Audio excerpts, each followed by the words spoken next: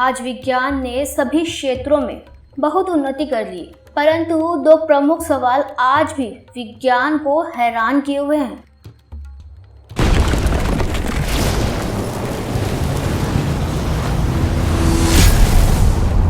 आप देख रहे हैं माइथोलॉजी मिस्ट्रीज। अगर आप हमारे चैनल पर नए हैं तो अवश्य सब्सक्राइब करें और लेटेस्ट अपडेट पाने के लिए बेल आइकन पर जरूर क्लिक करें। पहला सवाल ये है कि आखिर इस ब्रह्मांड और सृष्टि की रचना कैसे हुई। वैज्ञानिकों ने बिग बैंग थ्योरी दी, जिसमें वैज्ञानिकों ने कहा कि दहकते हुए गोले का जब विस्फोट हुआ तब ब्रह्मांड का निर्माण हुआ। तो आखिर सवाल ये उठता है कि आखिर ये दहकता हुआ गोला आया कहाँ से। इसके अलावा दूसरा सवाल ये है कि मनुष्य आखिर मरता कैसे है। कौन सा तत्व शरीर से निकल जाता है जिससे मनुष्य मर जाता है। मरे हुए मनुष्य को आधुनिक विज्ञान क्यों नहीं जिंदा कर पाता है। कहा जाता है कि जहाँ पर विज्ञान काम करना बंद कर देता है वहीं से ईश्वरीय सत्ता शुरू हो जाती है, और इसीलिए तमाम वैज्ञानिक ये भी खोजने में लगे हुए हैं कि ब्रह्मांड को बनाने वाला ईश्वर है तो है कहाँ। कुछ लोग मानते हैं कि ईश्वर ने ब्रह्मांड या सृष्टि को 6 दिन में रचा और 7वें दिन आराम किया।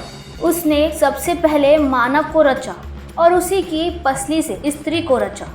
लेकिन क्या ये कहानी सच्ची है? इस कहानी को ना तो हिंदू धर्म ग्रंथ स्वीकार करते हैं और ना ही आधुनिक विज्ञान। वेदों में सृष्टि को बेहद वैज्ञानिक ढंग से समझाया गया है, इसलिए वेदों पर ही रिसर्च करके आधुनिक विज्ञान ब्रह्मांड उत्पत्ति के सिद्धांतों के काफ़ी नज़दीक पहुंच पाया। आधुनिक युग में जो लोग कहानियों से ज़्यादा वैज्ञानिक तथ्यों पर विश्वास करते हैं, अभी पिछले साल अमेरिकन अंतरिक्ष एजेंसी नासा ने हबल टेलीस्कोप की मदद से ब्रह्मांड की एक तस्वीर खींची थी। ये तस्वीर जब दुनिया के सामने आई तो हर कोई भौचक्का रह गया। आखिर कैसी है ये तस्वीर और क्यों हर कोई चौंक गया, इसे देखकर पूरी दुनिया में चर्चा हो रही है। इसलिए आज हम आपको इस वीडियो में यही बताएंगे। आप सभी ये तो जानते ही होंगे, नासा एजेंसी लगातार ब्रह्मांड पर नज़र बनाए हुए हैं और अक्सर ये अंतरिक्ष एजेंसी ब्रह्मांड की तस्वीरों को लोगों के साथ साझा करती है। पिछले साल 2021 में नासा ने 2 तस्वीरें साझा की है जिन्हें देखकर लोग हैरान रह गए थे। नासा ने इस तस्वीर को मिस्टिक माउंटेन कहा है, क्योंकि ऐसा लगता है कि जैसा कोई व्यक्ति रहस्यवादी नींद में सो रहा हो।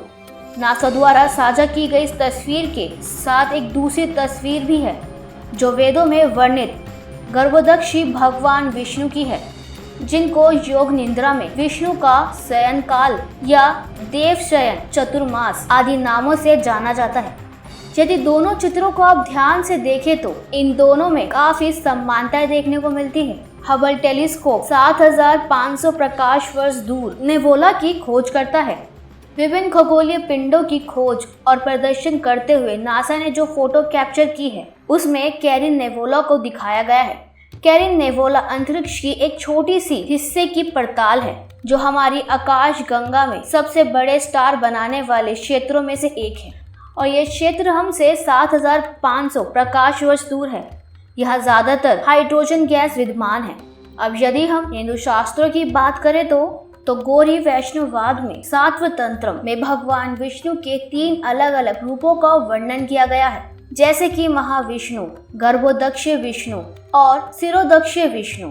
ब्रह्मांड और उसके निवासियों की उत्पत्ति, पालन और प्रलय में प्रत्येक रूप की अलग अलग भूमिका है।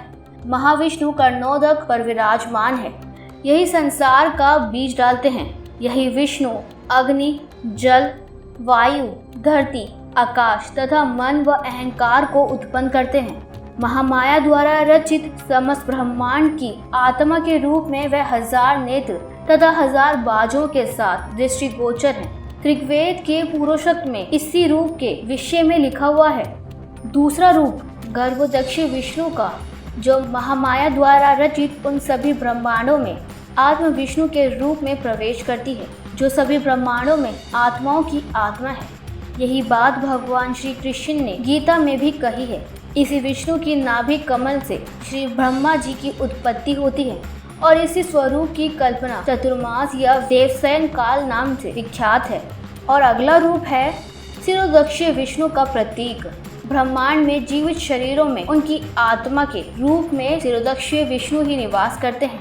जब हम कहते हैं कि कण कण में हर एक शरीर में भगवान है, असल में हम क्षीरोदक्षीय विष्णु की ही बात करते हैं। श्री हरि विष्णु, जिनके पास देवता मदद मांगने जाते हैं या जिन्होंने 24 अवतार धारण किए हैं, जिन्हें हम परमात्मा, ब्रह्म आदि नामों से भी जानते हैं, ये क्षीरोदक्षीय विष्णु ही है।